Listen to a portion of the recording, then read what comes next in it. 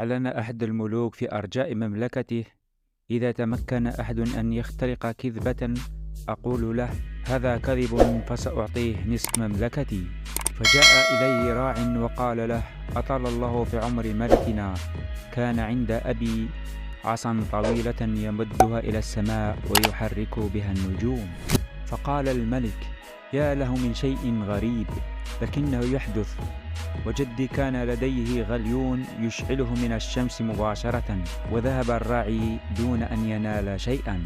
وجاء خياط إلى الملك وقال له: اعذرني أيها الملك، لقد تأخرت عنك، فقد كنت مشغولا، فقد هبت البارحة عاصفة شق فيها البرق السماء، فذهبت لأصلحها. فأجابه الملك: أحسنت عملا، لكنك لم تخطها بشكل جيد، فاليوم صباحا تساقط رذاذ المطر. وذهب الخياط أيضا دون أن ينال شيئا. فجاء رجل يحمل برميلا، فقال الملك: ما شأنك أنت والبرميل؟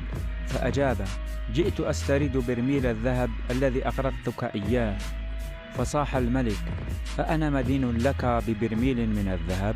فأجاب الرجل: نعم. فقال الملك: لا، هذا كذب.